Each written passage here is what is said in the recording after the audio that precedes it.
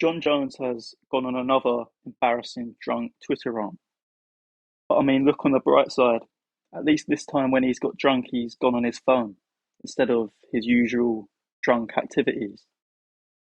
Looks like we all dodged a bullet with this one. So while Tom Aspinall is busy winning the love of the MMA community, we've got John Jones busy arguing with strangers online. So what is he quacking about today? We all know that John is the longest reign he's the heavyweight champion of the UFC and he's the longest reigning UFC heavyweight champion. All of this is true. What's also true is 70% of his title reign, there has existed an interim champion who he's refused to unify the belts against. Obviously, people aren't happy. Petitions to strip him, not in a way he wants, of his UFC heavyweight belt, not his jeans belt, has reached nearly 200,000 signatures. Put that into context. In the UK, you need, I think, 100,000 signatures for a petition to be considered by Parliament. So, if this was like a proper petition, government would be actually debating it. Shows the demand to get him stripped. So he's obviously, he's responded not by announcing the fight, not by promising to fight Tom. He's responded by breaking a few nails by angrily typing on Twitter. First of all, he's saying how he's seen Tom Aspinall get submitted twice. He's not as good as people think he is.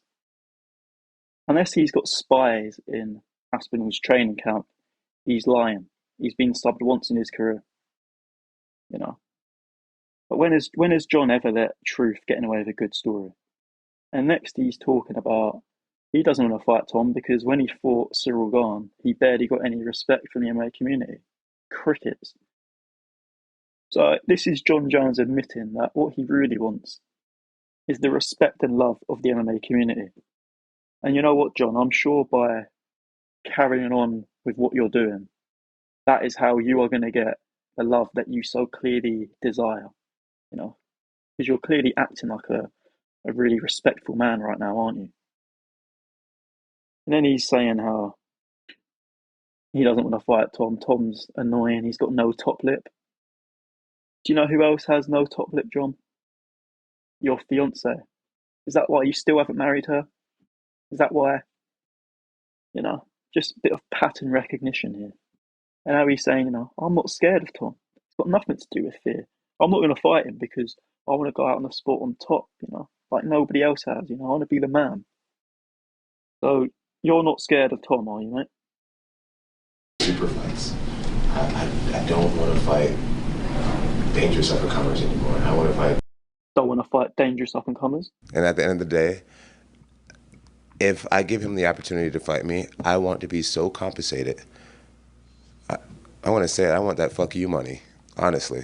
And yeah, so he's not scared, but he doesn't want to fight a dangerous up and comer. And if he does fight him, he needs more money than he's ever been paid in his career.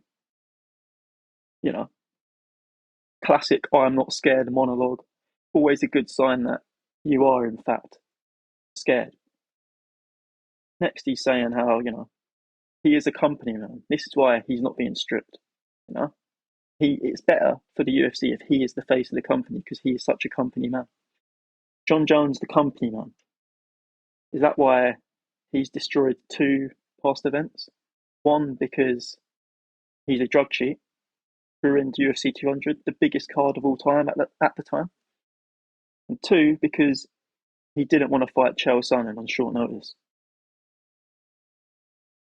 Proper company man, aren't you, mate? And then this is some amazing banter. Duck boy over here winning. Quack, quack. He's trying to lean into it by showing that by saying he doesn't care. But this really looks like you're unbothered, doesn't it, mate? This is the sign of an unbothered man. And then now he's saying the way I'm going to beat Tom is by not giving him the chance to fight me. Imagine if JDM said that about Islam. Imagine if any champion said that about any contender, let alone the literal interim champion. It's almost like John is teabag from Prison Break, and Dana is the guy who has to hold his pocket. That that sure seems like what's happening because Dana's just going along with anything. He's not going to press conferences because he doesn't want to get asked questions about John. When he gets asked questions on live about the fight, he can barely even say Tom's name. It makes you think. And now he's saying like, I wouldn't be surprised if Garn beat Tom. Where have we seen this before? Oh yeah, he said the exact same thing about Curtis Blades. You're coping, mate. That is what he's doing. And now he's saying, I like Tom. I wish him no ill will. He's just no threat to me whatsoever.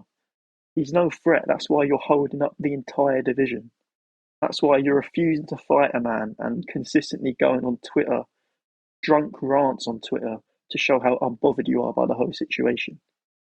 That's how little of a threat he is. He's ruined your entire reputation. Like, come on, mate. And now he's, going on a philosophical rant about legacy. The biggest hope you'll ever see, because he's just trying to convince himself here. Because we all know, John knows that legacy is how people remember you.